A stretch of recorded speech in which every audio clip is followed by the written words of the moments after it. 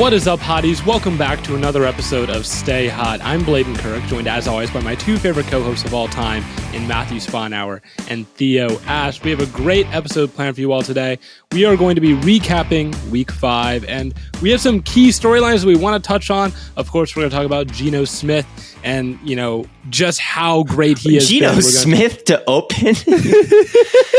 I thought that was interesting. Of course, we're going to talk about Geno Smith. Of course, we're going to talk about Geno Smith and the losing effort from the Seahawks. Geno Smith made like 6 of the best throws of the week.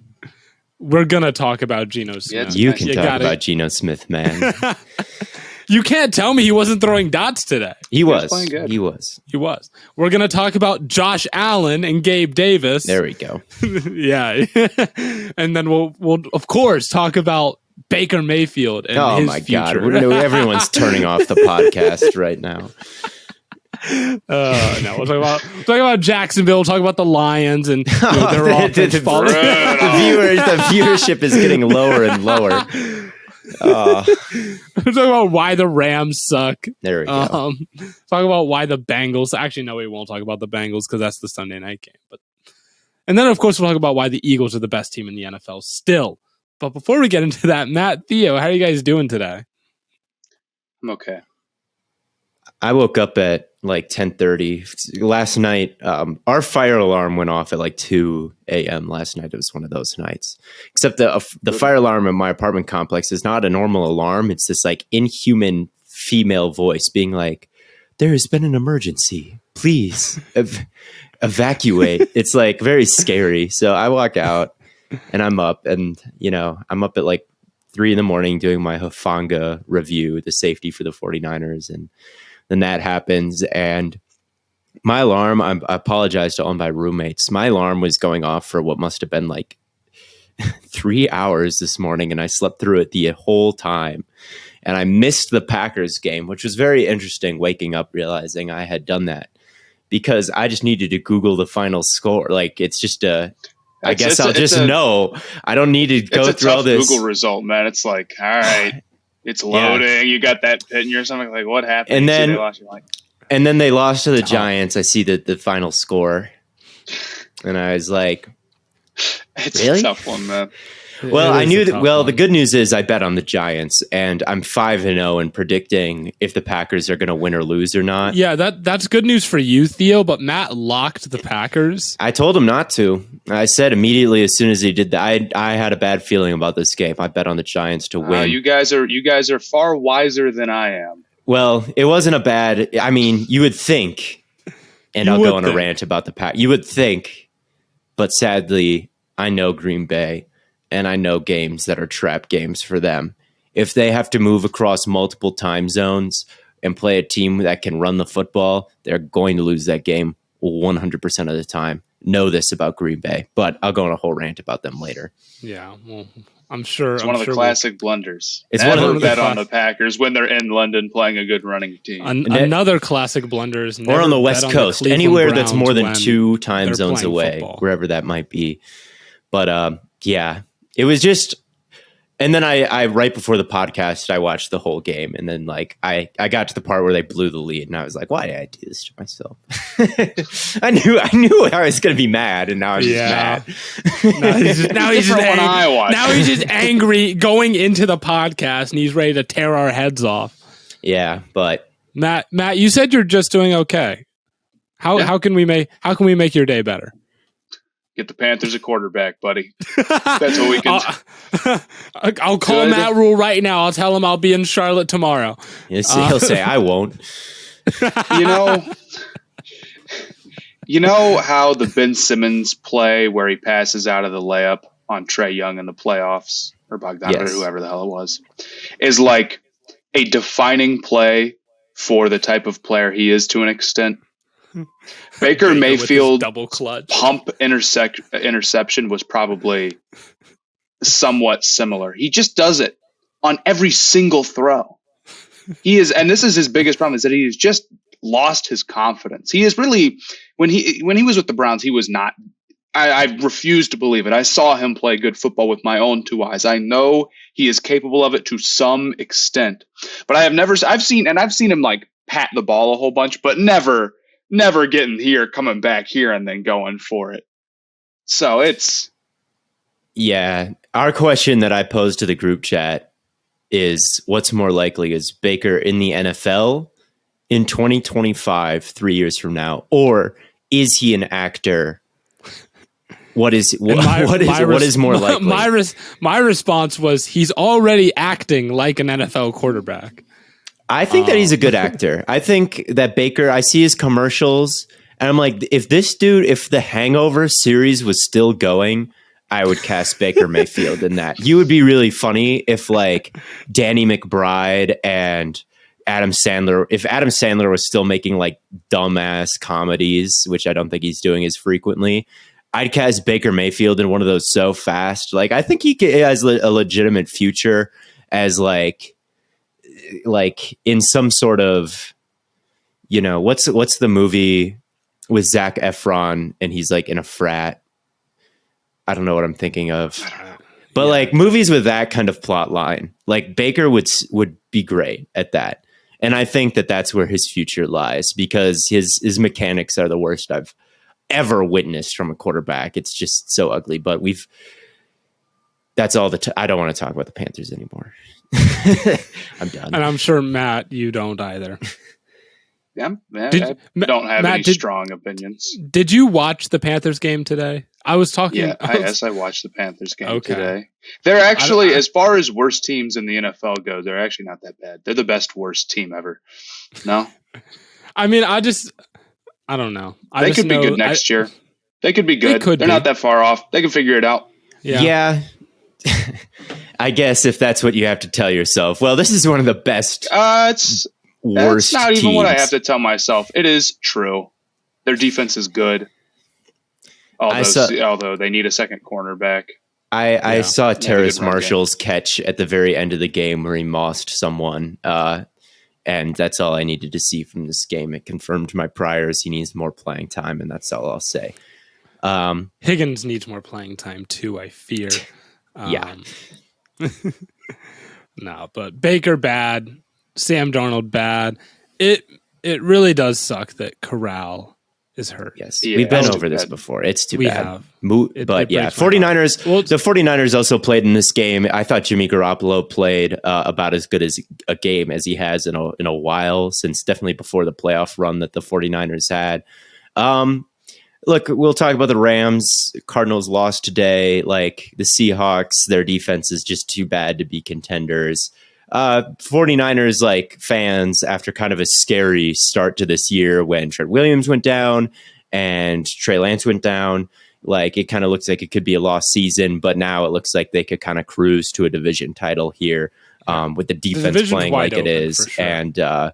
And Garoppolo at least playing. He almost threw the pick to the cover one robber when the safety drops down. He never ever sees that. He never sees it coming and has thrown a million picks that way. He almost did it, but chin dropped it. But outside of that, I thought Jimmy G played a decent game, and the offensive line played all right against a half decent defensive line.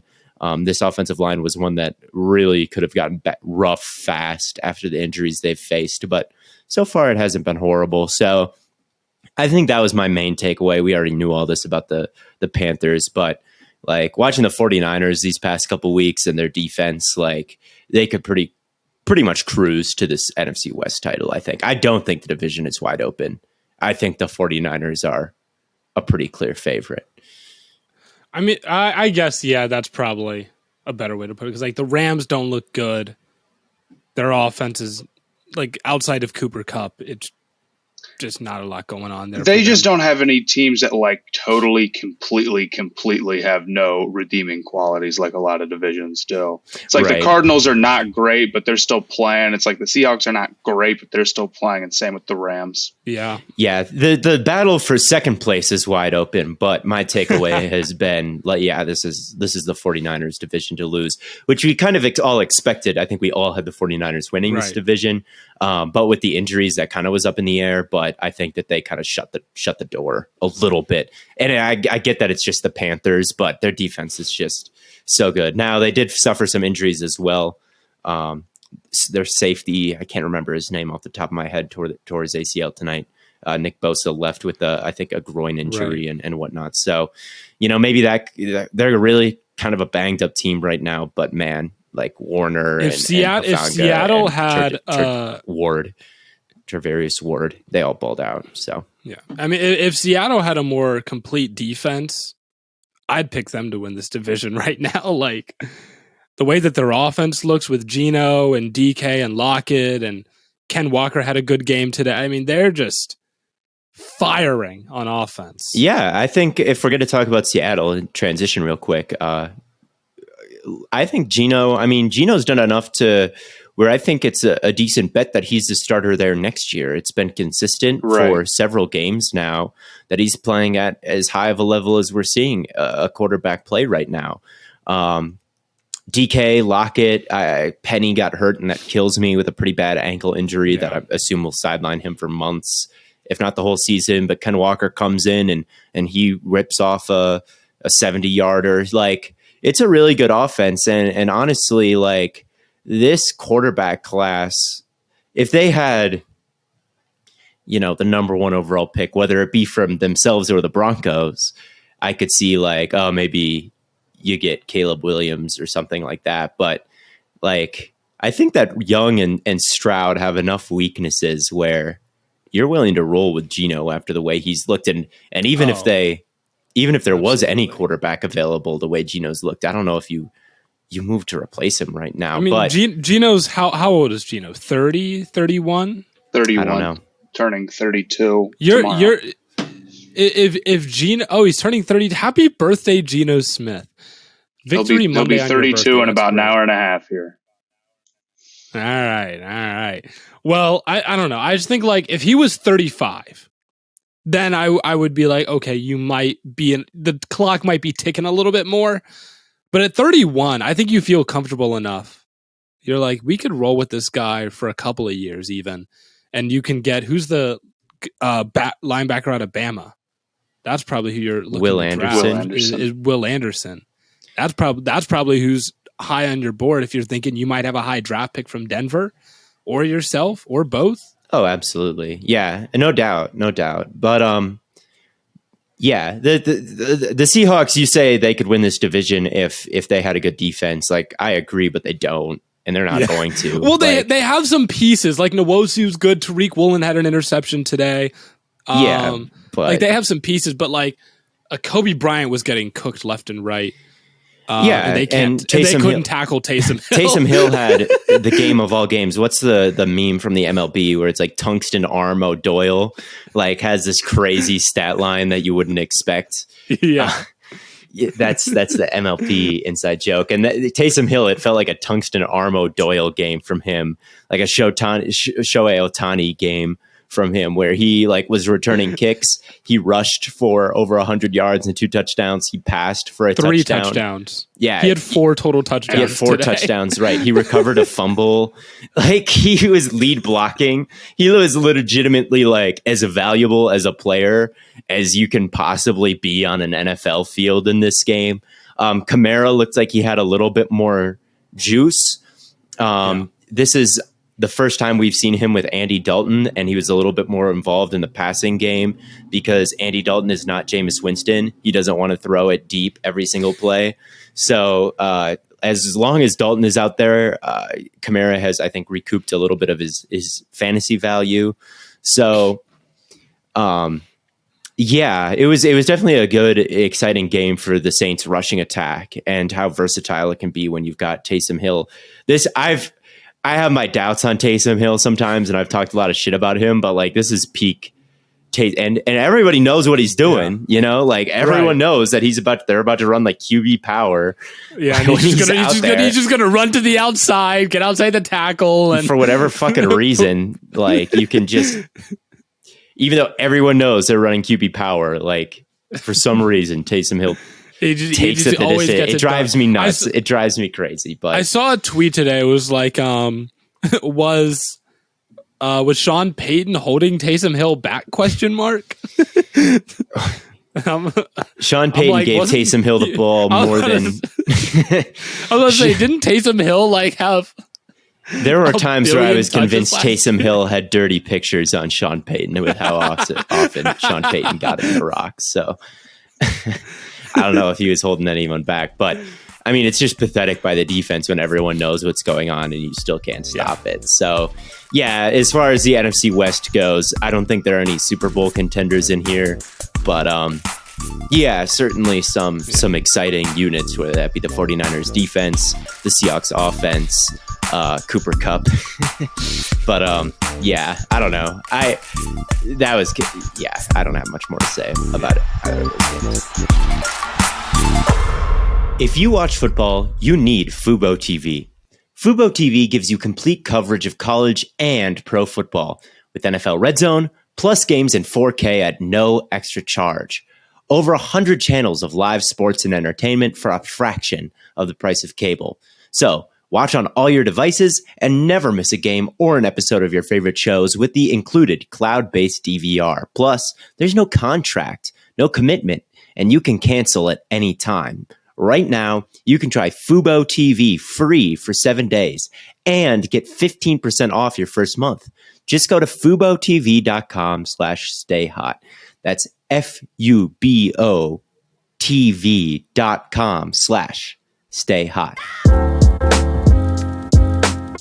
You're talking about the Saints and the NFC South. The NFC South might actually be a wide open division. The Bucs. So normally when we have games where it's like the Bucs were up 21-0 on the Falcons today, right? And the final score was 21-15. And normally you look at that game and you're like, okay, well, it really wasn't that close. It was that close. It basically came down to a roughing the passer on Tom Brady. Well, shockingly, roughing the passer kills another end of game because someone got tackled, and this can't happen in the NFL. We have to, you think like, man, why are these defensive players so stupid? Why would they rough the passer at such a crucial moment on such a crucial third down? And the answer is that you can't really control whether or not you rough the passer when the rules don't allow you to hit high or low or put your body weight into a tackle. So it's just a complete, whim of the referee. Yeah. But I don't think this division is very wide open at all. Yeah, I don't think so either. I mean, if really? anyone... Panthers bad, Saints bad. Yeah, that's bad. if all the teams are bad and but there's one team except for but the Buccaneers the Buccaneers look beatable. The Falcons I think proved today that the Bucs are beatable.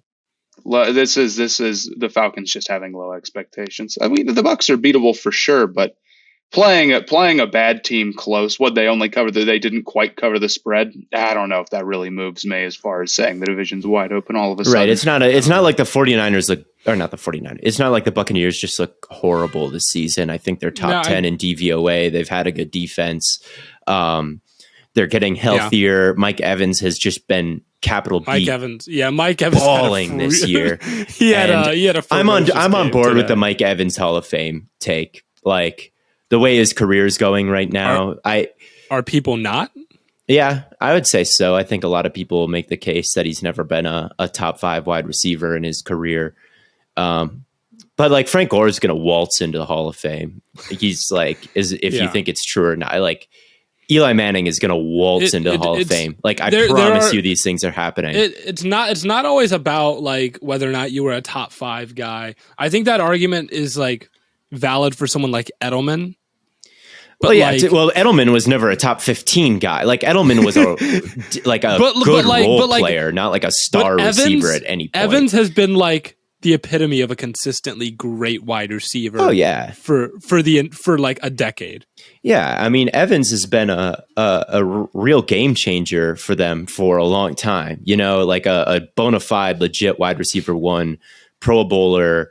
And right now, I would say he's playing like a top 5, top 10 wide receiver. He's been fantastic this year, and the numbers that he's going to end up putting up, like the fact that he's never been below 1,000 yards, like we have rewarded lesser careers than that. So he's been really good. I've definitely turned into a Mike Evans fan. What is the longest streak of 1,000-yard seasons?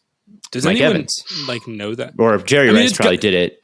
That's what I'm saying. It's probably, I don't know. Like, Rice missed a few seasons. Hold on. But Jerry Rice.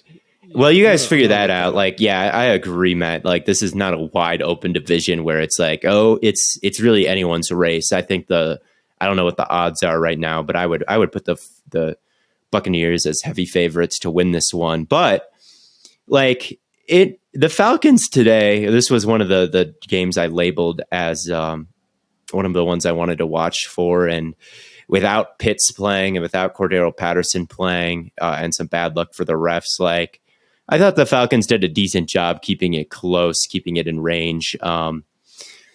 There was a great play, a whole shot to a third down conversion to Drake London that was called back via holding. There was that was another big penalty outside the Grady Jarrett thing. And overall, like to hold the Bucs and Tom Brady and Chris Godwin was back to only 21 points, like is pretty impressive. Grady Jarrett had a great game. AJ Terrell, I feel bad for because he's been put on a lot of highlight reels with bad plays this year. Like he's been mossed, he's been trucked, and like there's some plays that really make him look bad. But overall, I do think his coverage has been all right this year. Casey Hayward had an absolutely fantastic pass breakup to Scotty Miller in the end zone.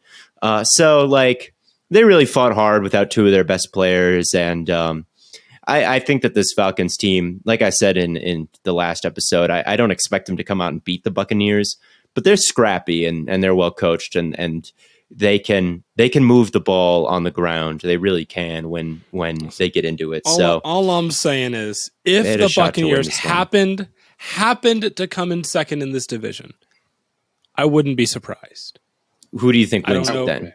I don't know if it would be the Saints or the Falcons that managed to just somehow come out on top.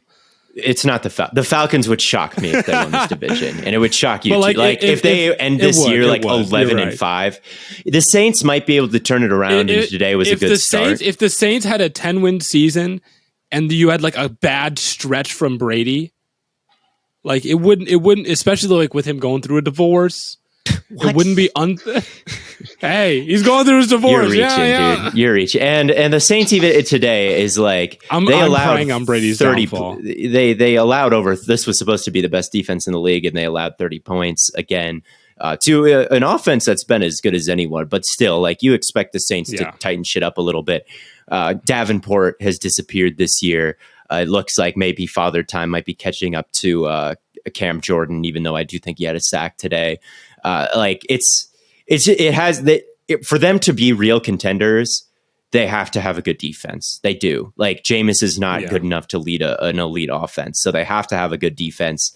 Like today, they were able to take advantage of the really poor Seattle defense. But if they're not going to like show some improvement on that side of the ball, they're not contenders for this division, and we haven't seen it this year. So the Buccaneers are the team to beat here, and I don't think that this is a wide open division for either I think the 49ers and Buccaneers will be in the playoffs. I feel pretty confident saying that in week 5. Well, we had some hopes for the Detroit Lions to make the playoffs. Those were shut down today. Those were absolutely obliterated.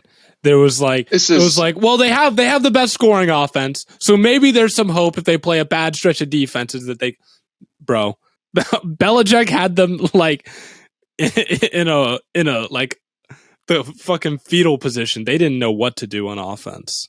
This is a comeback down to earth game for them, and it's kind of I think the expectations surrounding the Lions is kind of like so interesting right now because this is the first loss they've had where it's like not a moral victory at all, right? Because it's like they lose the first like 8 games of last year, and then it's like, okay, but then they win 3 at the end. It's like, oh, they're taking a big step.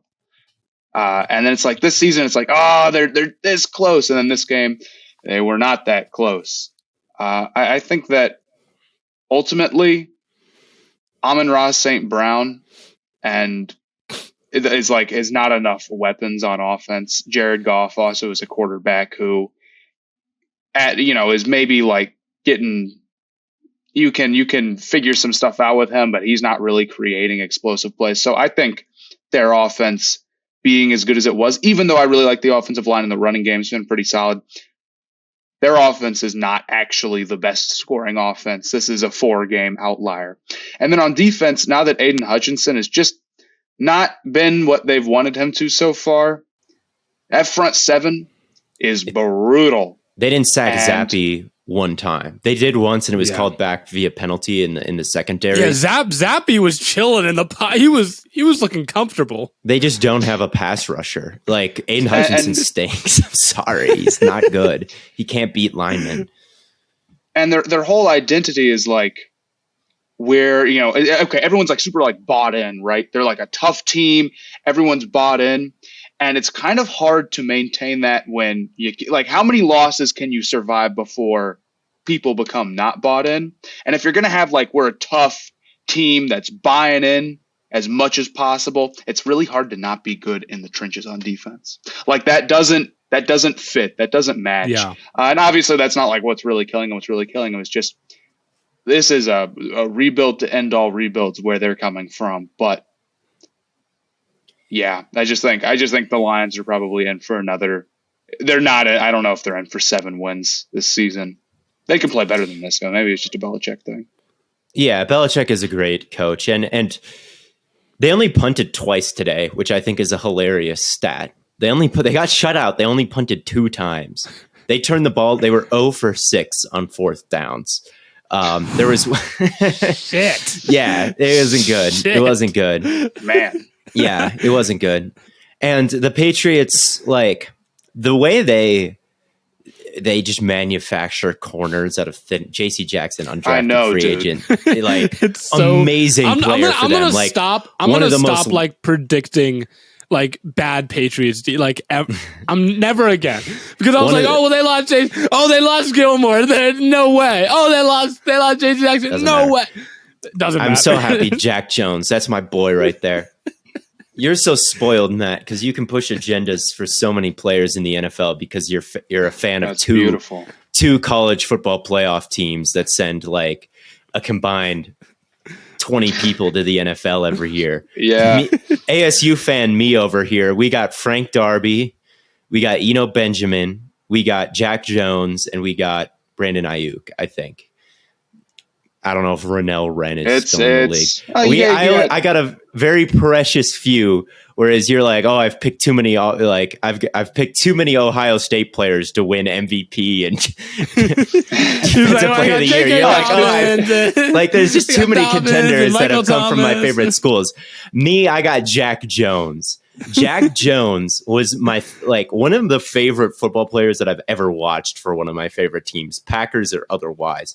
Jack Jones for Arizona State was so scrappy and lockdown and just crazy high IQ. There was a play where he got a pick and was like immediately tackled and he lateraled it for a pick 6, like to the guy right behind him. There was a play where he got burned like 1 or 2 times at the beginning of a game. I think it may have been against U of A. And like behind us, there were some U of A fans being like, number zero is getting cooked. And then I think he scored like 2 defensive like touchdowns in that game or something like that. And ended up winning Territorial Cup MVP. It was against U of A. Like he just, as a corner, would just rip such a big play machine, would just rip the souls out of people at ASU. And I was a little bit concerned. Like I loved him so much, but I'm like, he's a little bit short. He's a little bit old for a rookie. I wasn't sure if he was going to develop or like translate to the NFL or if he was just one of those really good college players. But man, everything that he was at ASU, he has been for New England. Just this big play machine, the click and close ability. He's a shorter guy, but he went up for a pick today and high pointed that thing over like a tight end.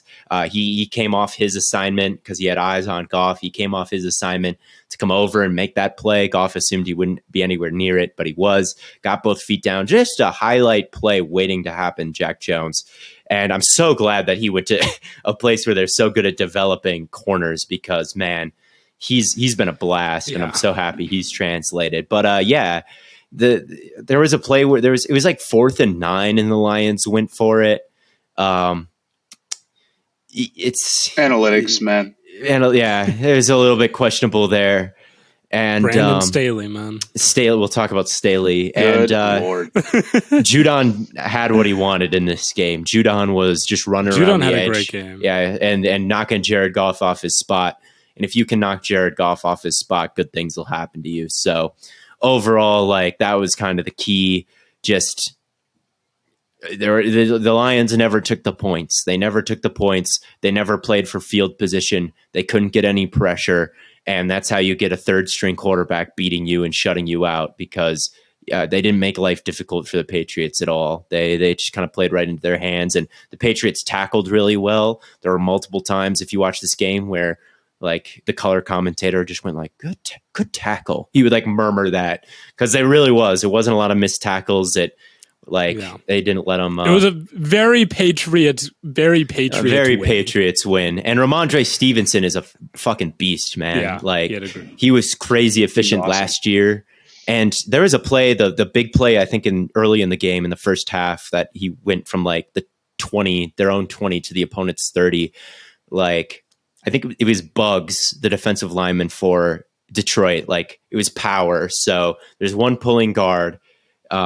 Pulling guard clears out a hole, but Bugs, he was getting down blocked, and he just threw his down block aside and had a shot at Ramondre in the hole. And in this very tight quarters, trying to fit through this hole, Ramondre just did a little jump cut very subtly, and then he got his eyes up to the next guy, stiff arm, and then had the speed to split the two safeties. He's kind of stumbling the whole way, but just like in tight quarters, just a very creative, and he runs real low and powerful, very, very, very dynamic runner. I'm very happy to have him on my dynasty team. Him and Pierce are my two dynasty running backs, and I'm feeling very good about that. And they were able to just lean on Ramondre, and he proved that he can be a bell cow back in multiple different areas. So the Patriots have losses to the Ravens and the Packers and Miami. None of those are horrible teams. Schedule lightens up here pretty substantially, I think, over the next couple weeks. And just like last season, I do think that this Patriots team has the potential, because they've got a decent pass rush with Judon, and their corners have all developed well. I think they have a chance to make a little bit of noise here over the next couple weeks. And the Lions, look, they're 31st in defensive spending, right? They still have 2 first-round picks next year, right? Like, This isn't the year. Next year is when they have to be good. Next year is the year. Right. You know, so it's not the worst thing in the world that they're bad this year. And their defense especially, which they haven't really invested in outside of Hutchinson.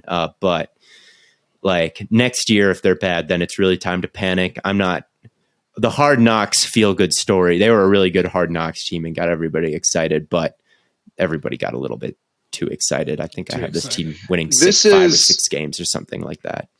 This is probably a blessing in disguise quarterback wise to not be good this season. It's just like, if you had gone and won 7 games, what good does that do you? So then you got to trade up. I don't know. That would have been tough. So maybe they get a good quarterback because of this and it works out. But Theo, you're right. The Patriots have a really good stretch coming up. You know, with their defense, they go against Cleveland, the Bears, the Jets twice, and the Colts. Yeah, definitely a lot of winnable games on that. Like, I don't think Cleveland or honestly New York at this point is exactly like free wins or anything, but all winnable the way Jacoby Brissett always plays in the last minute, it might be a free win. If it's a 1-possession game and the Browns have the football, they're turning it over. Yeah, let's talk about that game. God. Austin Eckler rushed for 170 yards. Yeah, something stupid. He had an awesome play. That one where he got grabbed by his face mask and he got spun 360 in the air and kept running full speed towards the end zone. Yeah, I mean, here's the thing with the Browns, man. Here's the thing with the Browns. Their run defense is atrocious. It's like, I mean, let's look at the Browns defense holistically real quick, right? It's like Denzel Ward and Greg Newsome. Those are corners, good players, but those are corners. Then you have Myles Garrett and Jadeveon Clowney. Okay, now those are some high-level guys on the defensive line. Then you have some 5th-round rookies and Jeremiah Owusu-Koramoah. Yeah, who is a small linebacker. they're built. This is they skimped on that. They gave this huge contract to Deshaun Watson. They took on Amari Cooper's huge contract. They paid Denzel Ward. You can't do all these things, and also they've paid all their offensive linemen. You can't be good everywhere. There's a place where you need to skimp, and that's right in the middle of their defense. Some of the linebackers and the interior of the defensive line. They're like, we think we can survive that. That's what the Chargers thought last year, and then they couldn't. That's what the Chargers thought. And it derailed their whole season. Yeah. I mean, if you score 28 points, I think you should be able to win some football games. And this is, I mean, how many games in a row, or how many games now? I mean, last game we scored 20, but like we scored 30 against the Jets. We scored 28 against the Chargers, lost both of those games. Yeah. Right. And they just made a trade. They made the most useless trade I've ever seen in my life, where they traded for Deion Jones from Atlanta. Surely. A light, fast coverage linebacker who last seen was not good in coverage. He's not a good run defender. You can't have him and JOK on the field at the same time. You'll have the worst rushing attack of all time. Like, those are both linebackers under like 220 pounds. Probably. JOK has some dog in him to like he will try, and he's a good coverage linebacker, and he flies around, but he's at the end of the day big enough to shed blocks, and you can't have him and JOK on the field at the same time. So it's like, what is this? I don't know what that fixes for them. So now listen, Deion Jones. Do you know what Deion Jones is best known for? He probably runs like a 4.4, he's great in Madden. 40 as a linebacker. He's great in Madden. You can switch him to safety in franchise mode, and then you don't have to like sign a safety. So that is Deion Jones' like best quality, is that he's great in Madden. Yeah, I guess he's fast. Or at least he was before all the injuries. But yeah, I don't know. It's the Browns. Nick Chubb is amazing. Nick Chubb is really fantastic, but like they have a weakness that is they have one of the worst units in the league, and that's their interior, their defensive line. There's not many units it's really anywhere in the league that are worse than that, and it's just tough to overcome. Like we talked about them being this year's Chargers. The Chargers had the second best offense in football last year. Like, Herbert played amazing. He had like 5,000 yards and however many touchdowns, and they had Bosa, like Joey Bosa played well and it was healthy, and they had Derwin, but people just ran all over him and they missed the playoffs. And when you got Jacoby Brissett at quarterback, it's the same deal, but without exactly Herbert, what the Browns look like. Yeah. Like to a T. Yeah, it's both crazy. Of these teams are not great against the run. But let's talk about this. Okay. So both of these teams are not great against the run. They were exchanging blows. Both the running backs went off. End of the game, there's been a bunch of lead changes. Chargers get the lead. It's 30-28. The Chargers, I believe, are at the 40 yard line or so. I think they're on their own side of the field, going for it on fourth down at the end. It's 4th and 2. Yeah. They're on their own side of the field. A field goal wins the game for the Browns, and they went for it. That was, it wasn't great. That's crazy. The fact that Cade York missed that field, the biggest bailout in like the history of Brandon Staley moments. If he made that field goal, man, I don't know. I mean, to get 2 yards is like about a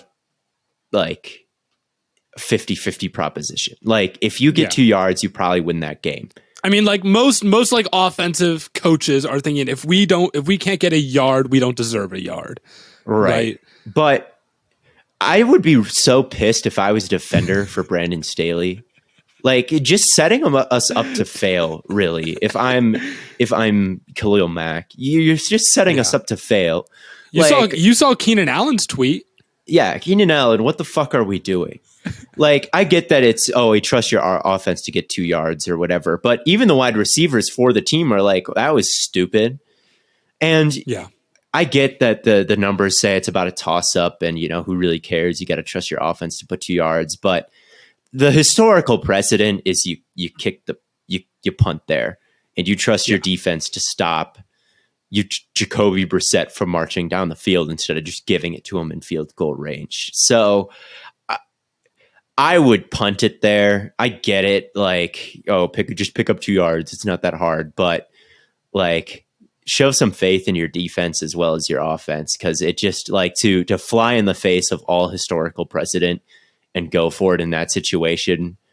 Like, it makes it seem like you don't trust what every other head coach would trust your defense to do a little bit.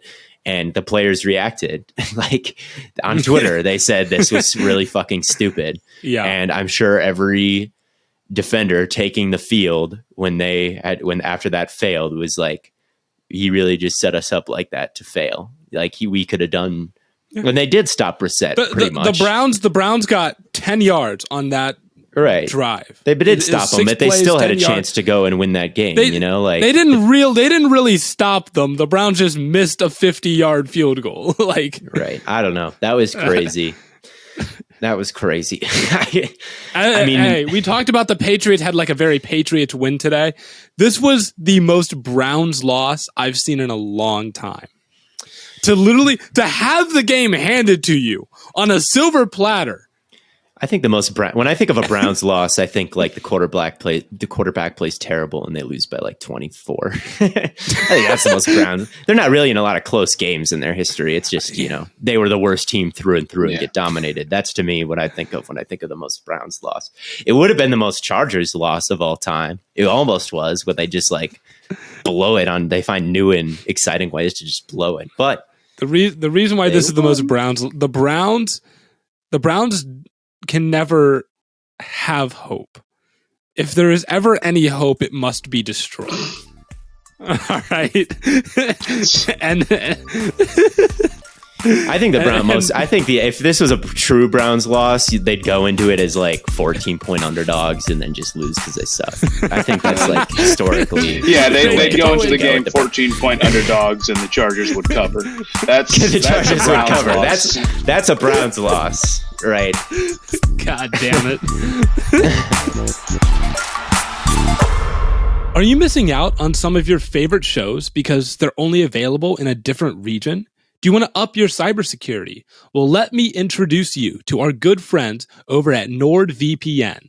Theo and I have been using NordVPN for quite some time now because we have a large preference for the European version of NFL Game Pass, and they just make it so simple. And using NordVPN, you can easily watch content from all over the world. Now get this, if you go on over to nordvpn.com/stayhot, you can receive a huge discount on a 2-year plan and 1 month free. Frankly, I wish I had this when I started using it. And not to mention, by using NordVPN, you're being more secure while surfing the internet. Well, with Nord encrypting your IP and location so they never get out. Plus, with their new threat protection feature, you can stop worrying so much about malware and intrusive ads. Even if an infected file finds its way onto your device, threat protection kicks in and removes the file. And with their 30-day money-back guarantee, there is literally no risk if you're not satisfied. Now go upgrade your internet browsing experience with NordVPN over at nordvpn.com/stayhot. That's NordVPN.com/stayhot.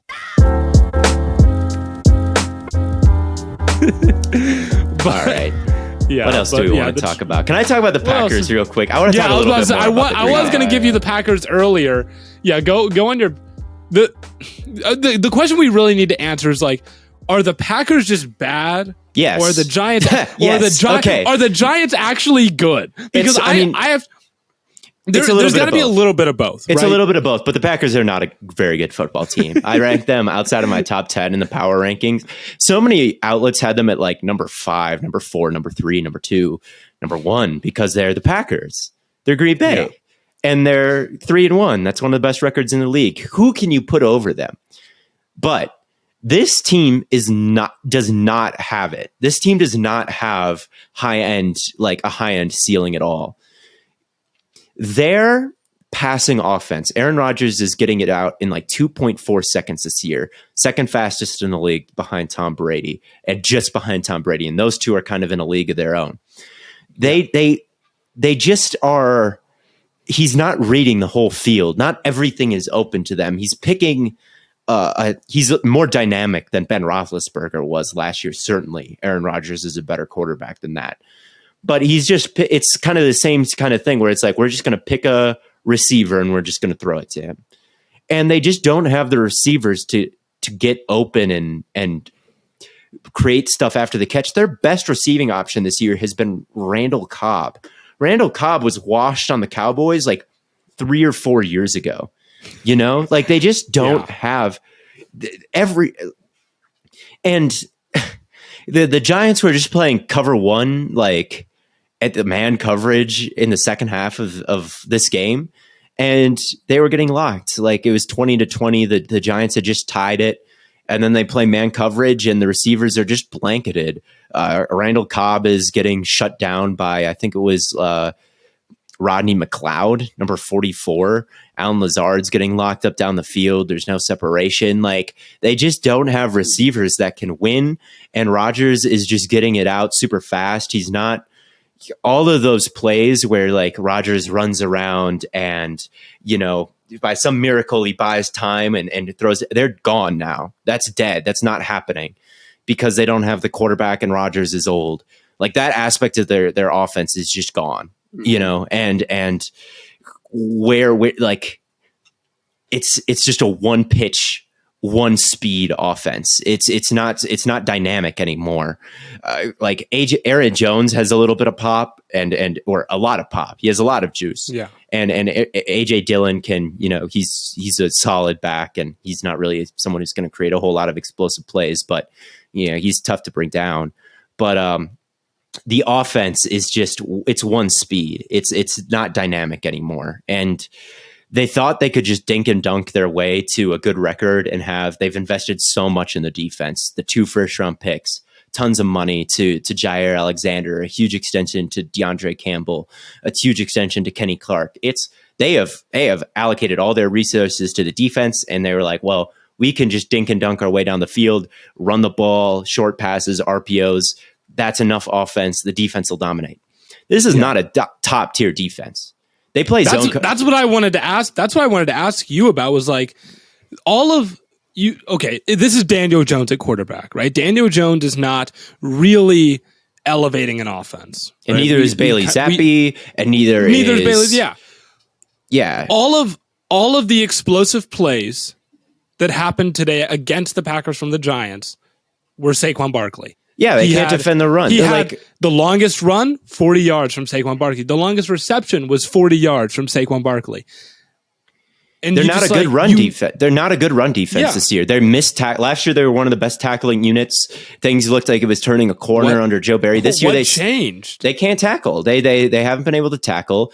Quay Walker has looked lost at times, and Devondre Campbell is you know, looking more like a one-hit wonder. Like he's been fine this year, but nowhere near an all-pro caliber guy. I mean, you look at the huge run in the first half. They put Saquon Barkley at Wildcat and ran pin pull with 2 pulling linemen. It was a great play design, and the Giants deserve a lot of credit for all the ways they've been able to get Saquon Barkley the ball. Putting him in Wildcat gets him an extra blocker because, you know, the quarterback's not really blocking, but when you just give the ball directly to the running back, that leaves another guy out there who can lead block for him. So it's been creative, and they've gotten the ball. Like I credit the Giants to designing some good running plays, but Stills, number 13. I mean, he blocked Devondre Campbell and shut him down. Like the lineman climbed to Quay Walker, and Quay Walker couldn't disengage. And then you've got Darnell Savage running the alley, and there's, you know, it seems like he was maybe trying to force Saquon back inside, and there was just no inside help because of both the linebackers got sealed, and Saquon Barkley was able to spill through a hole and pick up a big gain. Like they haven't been able to tackle. The linebacker play has been bad. Wyatt, the defensive tackle they drafted in the first round, he just doesn't play. doesn't see the field. They've got Jaron Reed out there, number 90, playing 3-tech. His pass rush win rate this year, I bet you it's 0%. Right, just number 90 can't make a play. Dean Lowry is like the epitome of mid. Eric Stokes hasn't taken the jump you'd expect, and even if he did, they don't play man coverage. They don't man up. You've got Rasul Douglas and Stokes and Jair. Like, you would think you could play cover one, bring an extra guy into the box, have numbers against the running game, and be able to lock teams up. That's not what they do. It's zone, zone, zone. We're going to let them kill us with death by 1,000 cuts. You guys could take the short pass. And they're not good at playing zone. There's guys wide open all the time. Like, the amount of wide open crossers in this game. Saquon Barkley had a huge reception late in the game where like just no one picked him up. It's been like that like every week this year, I guess, except for outside of the Patriots game where I thought they did a pretty good job. But we all remember Justin Jefferson just being wide open all day against them. These crossers being wide open. You're playing the New York Giants. There is no Kenny Golladay. He stinks. All right, Kadarius Toney is hurt. You've got maybe the best trio of cornerbacks in the league and two good like safeties, or they were good at least. I don't know about anymore, and you're just not going to play any man coverage against them. And you're just going to let them be open because you're not really all that solid in zone. And Daniel Jones is just going to pick you apart all day. Like, it's just they're playing this very like high floor, low ceiling type of defense.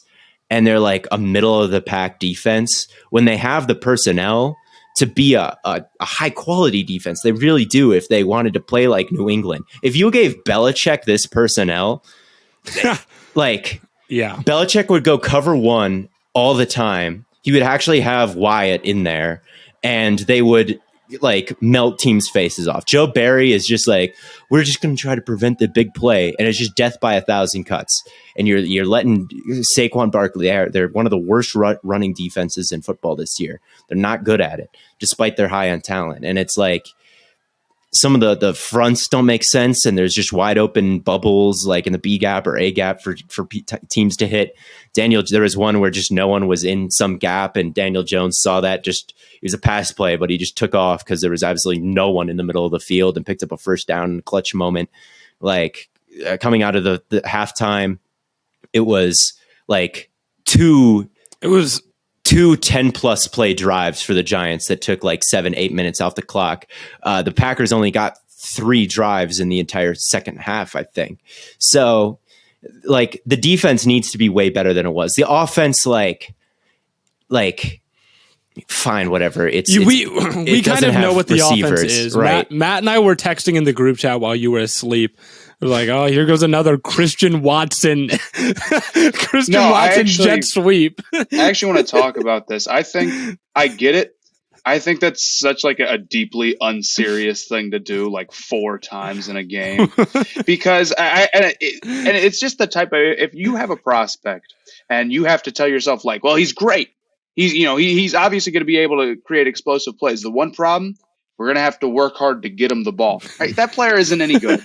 No, he's not good. It breaks up the offense because you can't just like, it's not like he's just out there running routes every play, part of every play. And like when he breaks one off, when he gets open, Rodgers can go and hit him. It's not like that. It's like you have to pause the offense and say, okay, this play is going to be the Christian Watson play. Here's the ball. I mean, they might as well just run him out of the backfield. And look, when he scored a touchdown on one of these today, and I get it, man. Like, you see him run with the ball. Last week, I think he scored the touchdown. Week, right. Yeah. You see it, right? But it's they like, fucked up how the many draft. times can you pull that one out? They fucked up the draft. They fucked it up. Like, Quay Walker, I think that Quay Walker can be a good player. Like, I don't think Quay Walker has been absolutely no positives, like terrible this year. But the Wyatt pick, he has not seen the field. I didn't even notice him out there when I rewatched the game today. I'm sure he was out there for a small handful of snaps. I think he had like 7 plays last against the Buccaneers. I'm not sure what it's been. He's just not out there. He's not a part of their team right now. He's up there maybe just a small handful of snaps a game. So they're getting nothing out of their first round pick in a season where their window is like, it's closed right now, but it's like, you can talk yourself into it being like this open, and you're just not getting any. You traded Devontae Adams away for nothing right now, right? And Christian Walker was never Christian Walker. I have politics on the brain. Jeez. Coming into this game, Christian Watson can't run routes. Wyatt. What are his snap count? What percentage? Coming into this game, he had played 38 snaps. Yeah, 28 on defense, 10 on special teams. All right, does he have more rushing attempts than catches? He must. Oh, Watson? Oh, he must. And that's like literally watching him at NDSU. I wrote him off as just like Marquez Valdez-Scantling. Like, he's not a route runner. He can't track the football. That's his big problem. And you saw it right off the bat. First play, like, he drops that big play from Rodgers. Yep. He just cannot. He's just not someone who's comfortable playing receiver. Like, he's an athlete at this point. He's just an athlete. He's not a route runner. He's not like a natural catcher of the football. He's an athlete. They just drafted an athlete. Yeah. And it's like Dobbs is like a natural wide receiver, but he's not like, or Dobbs. He's on the team and I keep fucking up his name. But Dobbs is like a natural wide receiver, but he's not someone who's Watson, like crazy dynamic. So Christian Watson is like that guy the Eagles had on their practice squad, the hurdler. Yeah. And honestly, he might be better. Well, he's not in the league right now. What if Usain Bolt played football? What would that look like? Probably that's Christian Watson. Probably a bunch of jet sweeps. I'm afraid a bunch of jet sweeps and like NGS. Like if you sort like top fastest ball carriers, you'd be on there. But like, you know, they just messed it up. They messed it up. They should have. If they shouldn't have picked Wyatt. Like, if you want to draft Quay, fine. You have 2 6'5" like freak athlete linebackers. I get it, fine. I liked Quay Walker's tape in college too, but like Wyatt, I didn't like. He was one of the people that I just didn't want him to draft, and they drafted him, and he's not playing. And like, there's a time where you take the receiver or something, where you trade up or whatever it is. And then Watson, I didn't like. And the Packers are no strangers to drafting players I don't like. They do it every year, and plenty of them have been all right. AJ Dillon and Eric Stokes, like, these are not busts, even though I was mad at them when they picked them. But this year, like, I was right. These were not the picks, and they messed up the draft in a year where, like, they were this close to the Super Bowl, like, for the past 2 years in the NFC Championship game. They lost Devontae, and they did not receive. Like, they received maybe equal value for him in terms of the cap space and the picks they got, but they didn't pay off those picks with equal value. So they're just a much worse team, with much worse juice. Maybe they make the playoffs. Maybe they get in the wild card game. But this is not a team that's going to win a playoff game. Now the Giants, like I said, like, they deserve some credit. Like, Andrew Thomas has been playing fantastic. The defense has been really, like, Wing Martindale has done a good job. Like, I thought they would just get torched through the air playing man and blitzing all the time, because I didn't think they had the corners to hold up. They've been one of the best teams in the league defending deep shots, right? Like, their safety play, Dory Jackson, like everyone has been, doing their part. Which one is there? Dalvin Tomlinson left to go to the Vikings. Dexter Lawrence stayed. He's having like a career type of year. Their defense, like, has been quite good this year. Saquon is obviously, we talked about him in the last episode in the MVP and Offensive Player of the Year section. He's been great. Andrew Thomas has been great. There's been enough there. The culture is good. They're playing hard. So, like, are they a good team? Yeah, I would say, like, they're not near the bottom of the league. Like, it's not like they're 4-1 and 30th in DVOA or 30th in EPA. They're like probably middle of the pack, and they might be even after this game. They might be even above average in these statistics. Right. So, do they have the high end talent to go like win the Super Bowl like the Bengals did last year? I don't think they have that. I don't think they have that kind of ceiling. But they're certainly a well run, well coached football team right now that's going to be a tough out for anybody. I don't think that there's a chance they miss the playoffs. There's a chance they don't end this year like as one of the best teams in the league, like they are right now record wise, but they're not a bad football team. That would be unfair to call them that right now. So yeah, we were going to do this game with the Rams, but I want to do it with the Packers. and I'm just going to do better or worse, right?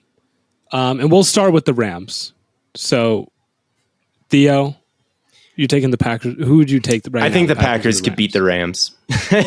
Like Gary and Clark and Preston Smith, I think would be like. I have faith in the pass rush against. Like, I think the Rams' offensive line is just kind of a death knell. I don't think the Packers. There's a reason I locked the Cowboys against the Rams. Right. Like, we feel comfortable. You wouldn't have locked the Cowboys against the Packers. Yeah. You would. Right. I don't think you would have done that. No, I think, and I thought it was like once you did, I thought it was safe to bet the Rams, like lock the Cowboys against the Rams. Like I considered doing it myself. I had people comment. They're like, I can't believe Bladen locked a 6-point underdog. And I'm like, trust. my biggest bet of the week was Cowboys money line. Like, I wouldn't do that again for the Packers. I think the Packers are mid. I think the Rams. Better than the Rams. I think the Rams. Like, I think their offensive line situation is just horrible. Like, it's the Packers don't have any unit that's like the worst in the league, and the Rams really might. So I think the Packers are maybe better than the Rams at this point. Matt, what are you taking the Packers over the Rams too? The Packers. What about the Vikings? You already lost to them once. You're still taking the Vikings? I mean, how can you not? The Vikings beat them, and the Packers have looked worse than the Vikings since. Neither look like Super Bowl contenders, but I think I got to take Minnesota. Tennessee. Packers. I'll be attending the Packers-Titans game. Are you really? In November, yes. I'm making. Okay. I haven't been to Lambeau since 2017.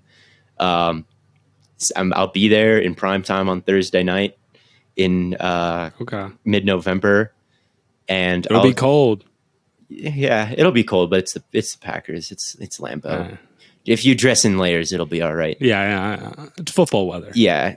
The Titans, man, they had a very real chance of losing to Washington. I'll say the Packers are better than if the Packers were in the AFC South, I think they could win the AFC South.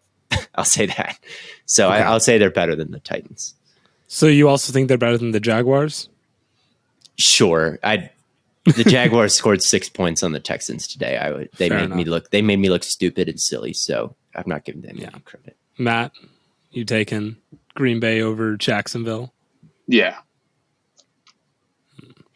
Well, I can't say the Giants. They just lost to the Giants. I mean, I think the Giants are better than the Jags all of a sudden. Damn, that's a big switch from where my power rankings were. That's a big swing.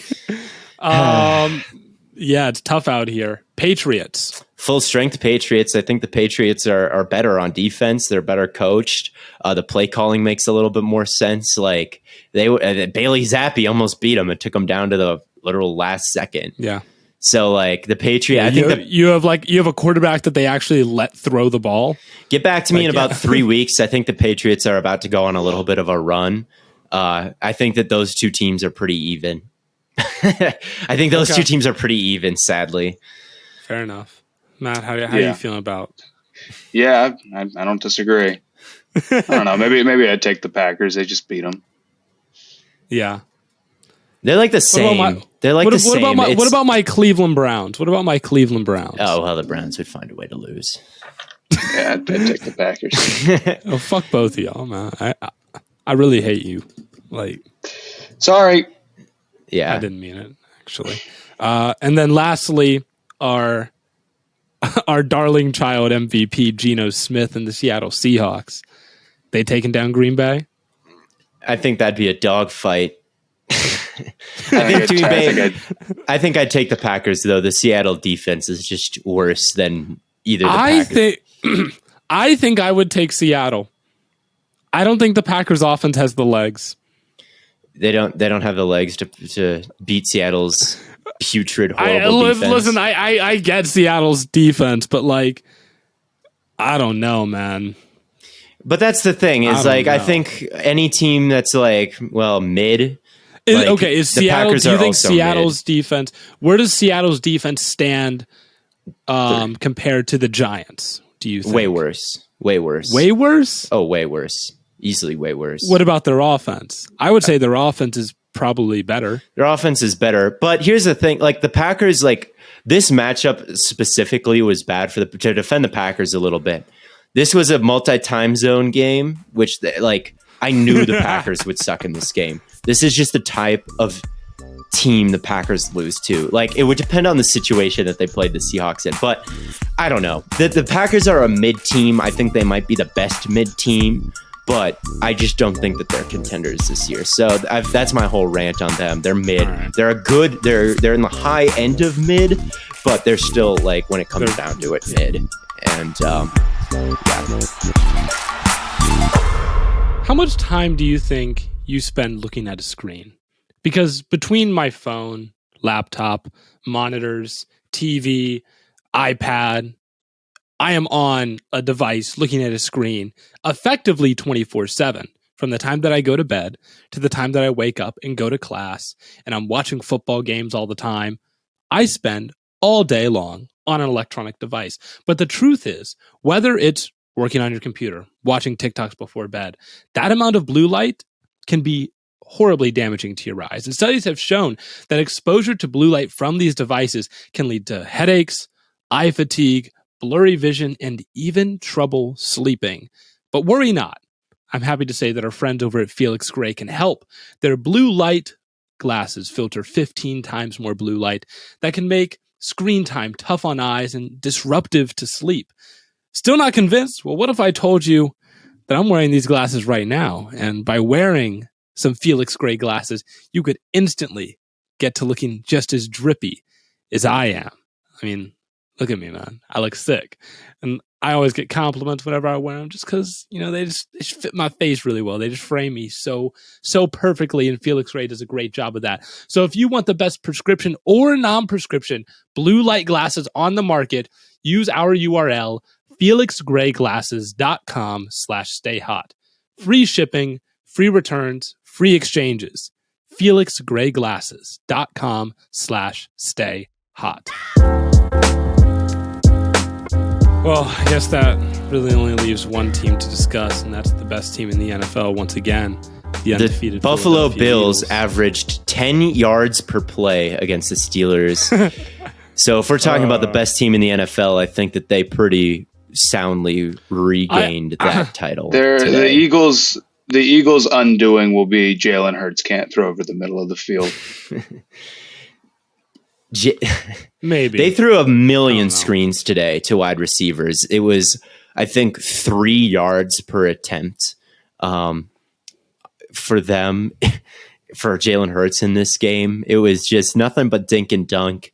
The blitz took away a lot of the running lanes. Like, obviously, the Cardinals are going to heat you up a little bit. So they're like, well, let's get the ball out of Jalen Hurts' hands quickly. Let's get it to the outside. There's going to be one-on-ones there because all the linebackers are blitzing or whatever.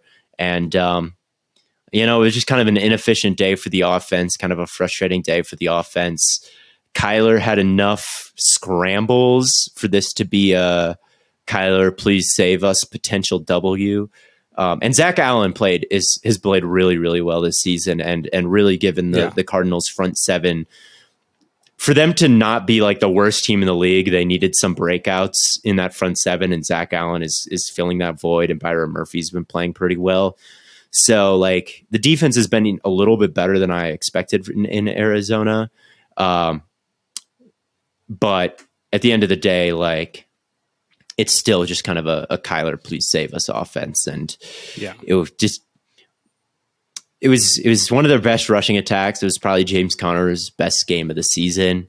But overall, still just a very, very frustrating roster with a lot of holes in Arizona. But if we're talking about the best team in the league, it's the Bills. Today, I want to talk about the Bills. Well, okay. First of all, the Bills played. Who is in that secondary for the Steelers right now? Levi Wallace, probably Minkah Fitzpatrick, your defensive player of the year. You have like, I'd say you have like two, maybe if you count Alex Highsmith, maybe you have three good players on that defense. If the Eagles did what the Bills did to the Steelers today, you would be probably like running around the town naked. Like the Bill, like maybe, and I love I love Josh Allen. I love Gabe. I was preaching Gabe Davis all off. Like, I get it, but I want to talk about the Eagles, the best team in the NFL. You can have the Bills. Like, they're in that conversation too. Kansas City's in that conversation too. But your Eagles, faced some adversity in this game, and they overcame it. This is not the first time they've done it. We've talked about this before. The Eagles consistently proves that they can win in a variety of ways, whether it be facing adversity, whether it be just running away with a game. They've shown that they can win. They can score a lot of points. They can score a lot of points. They can not score a lot of points. And they can win no matter what. Like, they can win by 1, 2. They can even win they can win in a variety of different ways. Hey, you know who can't? Who can't win by 1 point? The Cleveland fucking Browns. They lost by 2. They did. No. And all they needed was to hit one field goal and they would have won that game. Speaking of hitting one field goal to win a game. Good Lord. What a train you took that take on, from Eagles to Browns to Justin Tucker. You covered all bases. I did cover all bases. Those are the three. No, I'll that's the big three. That's a big three of blatant takes. But Matt, the Eagles. Matt, I really do want an apology with tears about Justin Tucker. You'll never get it. You'll never get it. It's the principle. Every single week, I tweet out like 3 times on Sunday, like, man, if only this team had Justin Tucker. It happens every week. Yeah, because it's 31 teams, and if any of the kickers ever miss, it's like, I'm right. See, they're not always. It'd be like if I said, I don't know, like some like mid quarterback who didn't throw interceptions was the best, and then every time like a quarterback threw an interception, I was like, oh, dude, see? I don't know. Justin Tucker, 58-yard field goal this week and a game winner. 51 last year, 56 the week before that, 51 the week before that. A perfect. He hasn't missed yet. And he never will. No, he won't. He's not missing. He never misses. He's gonna miss. Okay, if Justin Tucker retires and he's like what would we have to get for an apology video? This is the thing about nothing. Tucker and why he's a top 5 player is because no other kicker in the league would we have this conversation. He's going to miss one day. Just wait and see. All the other kickers have missed already. All of them, except for where they're hurt because like Butker. But yeah, he's only like one day he's going to miss and you're going to be wrong. No other kickers are this consistent where this conversation is like worthy of it. Boswell comes close. He missed 2 today and he's like kicking like 75% this year. He's been horrible. Like, that couldn't be JT, but anyway. But back to the Eagles. Yes. Jalen Hurts made a he had one pass that I thought should have been intercepted. I thought it was. He just like didn't see the linebacker drop. I can't remember who it was. Well, it was the safety. It was the safety. It was it the Jalen safety? Thompson, yes. Okay, but he didn't see him. And should have been an interception, but I think they said he dropped it. They did. Yeah. But he had some really nice throws early on, rolling to his left. Yes. And I mean, threw an absolute dot. I think that was to Devontae. And he hardly ever does that. He hardly ever rolls to his left. I think that's something that really he borderline like hadn't done this season is throw when he escapes the pocket to his left. Yeah. That looked like a Justin Herbert throw. It did. Like rolling to and like twisted his shoulders and just let that shit rip. Reset his hips and made a nice throw. And a lot of quarterbacks right-handers struggle going left. If you watched, I think it was Mic'd Up or something like that about the Seahawks when they played Russ. They made a very conscious decision to force Russ to his left because he's historically not as good over there. So that's why that throw really stuck out to me. Is he was scrambling left. A lot of screens for the Eagles in this game. His throw chart is hilarious. If you look at it, it's like nothing. Like nothing in the middle of the field. It's like, except for one that should have been intercepted. it's like 15 dots, like at the line of scrimmage to the left and right. It was a lot of screens against the blitz. That was the Eagles' answers. We're just going to throw a million wide receiver screens if you're going to blitz us. And it was not a very effective strategy against the Cardinals. And that's why they struggled. But hey, when Jalen Hurts can run for 2 touchdowns, you can still get out of there with a win. I really am interested to see how he does in the playoffs. I'm excited for that. I don't know. It's like, because going into this season, there still is, maybe he's not, he's coming along still. I don't know. Yeah. I don't know. I'm interested. I mean, I think everyone can recognize, like, he is significantly more accurate than he was a year ago. He's definitely improved. He's definitely improved. But it's my question. I don't want to be one of those guys where it's like he has one bad playoff game and then it's like, oh wow, the playoffs with like no like explanation. But I guess maybe a better question is like, where is his ceiling? Because like we said, like he just keeps getting better. When does that stop? Or is he going to be like 45 years old and scoring a touchdown every play? Well, he's the next Tom Brady, right? That's the reality. Right. He just gets better with age, right? We're talking about the TB12 method. In 10 years, does he know the method? Talk about Does he know the method? He's gonna be talking about the JH1 method. It's the truth. He only gets better. No, but I mean, the playoffs are like the one thing I would think is like, who are the teams that are most likely to stop the Eagles in the playoffs? Teams with like really good run defenses, teams that can blitz really well, teams that can, apply a lot of pressure onto Hurts. And I think those teams would be like maybe Dallas. Mm-hmm. I can think of Dallas as a potential team when they get Dak back. I think of Tampa.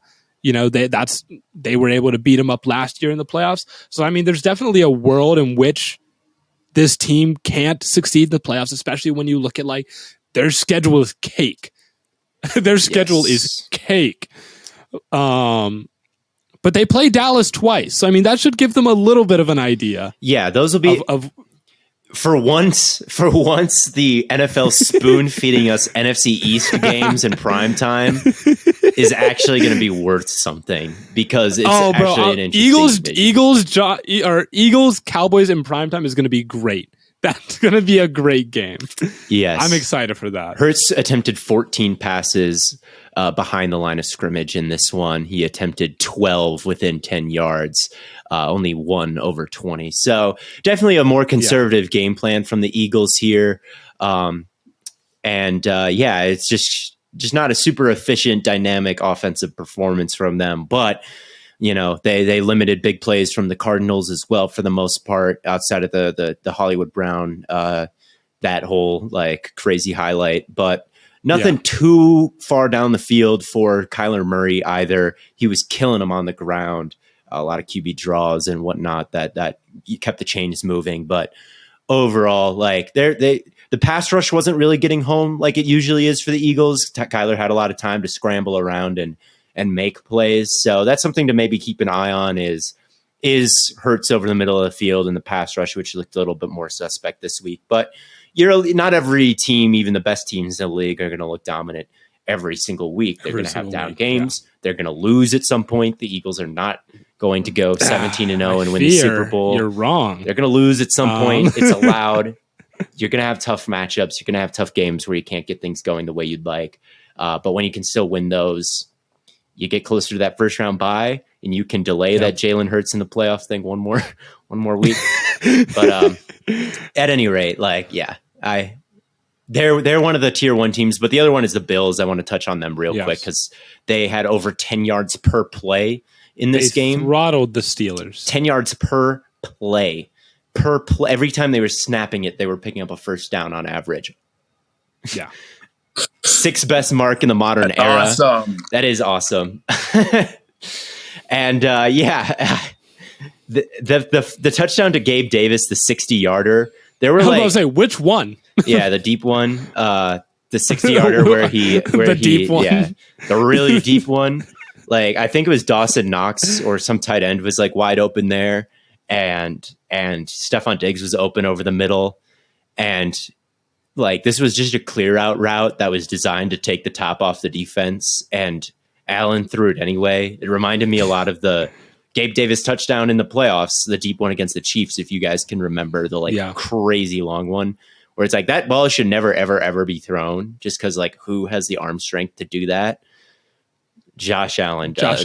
And I think he put himself maybe back in the driver's seat for MVP with this one. He had 370 yards at halftime. Yeah, he finished the game with 424, 4 touchdowns, and he led the team in rushing. If they wanted to, I think he could have beat Norm Van Brocklin's record. And as far as or was it Y.A. Tittle? I don't remember who has the all-time. It was some old dude. But as far as the Steelers go, their season's over. They're entering the toughest stretch of their schedule. They failed pretty miserably here. The season is over. It is. Pickett threw over 50 passes against a top defense in the league. It didn't go as bad as maybe it could have gone. Yeah, he had 300 yards, though. He had a lot of yards. He didn't take a crazy amount of sacks.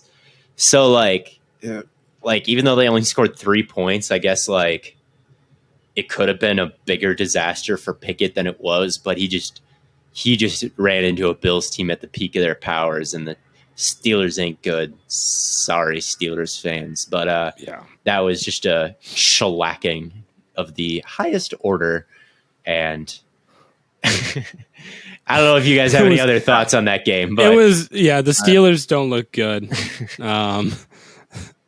which warms my heart. I love when the Steelers are bad. You don't like them. You're a Browns fan. Guys, yeah, they're very close. They are a couple missed kicks away from being 0-5, right? They only beat the Bengals because... Wait, did McPherson miss kicks in that game? I don't remember. Huh. But crazy how much kickers impact the game and how a high-level kicker, how the best kicker could completely change your team. Daniel Carlson has been hitting field goals at a higher percentage over the last 3 years than Justin Tucker, but you guys would never even... Daniel Carlson should get some bitches. What's the average? What's his average depth of? What's the average depth of field goal? What's his field goal percentage? I don't know. I'm gonna look it up right now. Oh, really? What's the wind conditions been like? Well, I'm just thinking about Tucker hitting a 50+ yarder every week, and I don't know if Carlson's not doing that, he's not in Tucker's league. Whatever. But anyway, we'll see the Chiefs tomorrow. But Bill, once again, Eagles, Bills, Chiefs look like the top 3, and then it's a whole lot of mid below it. And I think that's my main takeaway from week 5. Daniel Carlson has hit 2 field goals this year over 50 yards. Tucker's hit more than that. Has Tucker hit 3? And last year, Carlson went 6 for 7 from beyond 50. Tucker was perfect. On how many attempts? Okay. What? Tucker's got the distance. Tucker's a 99 over. At the end of the day, Tucker is a 99 overall player. That's what it comes down to. He's a 99 overall kicker. No one would complain if Madden made him a 99 overall kicker. And if you were to sort by all players overall, top to bottom, he would be number 1 with all of them. You would not be mad. There is no reason to be mad at Tucker 99 overall. Tucker should also be able to hand the ball off in Madden. That's I'll be quiet. Anyway, I don't have anything to say. No, I don't have Matt, you stitched that video, bro. You stitched the video of me. You got hosed on that play, man. Jameis Winston slid. Theo, did you see that?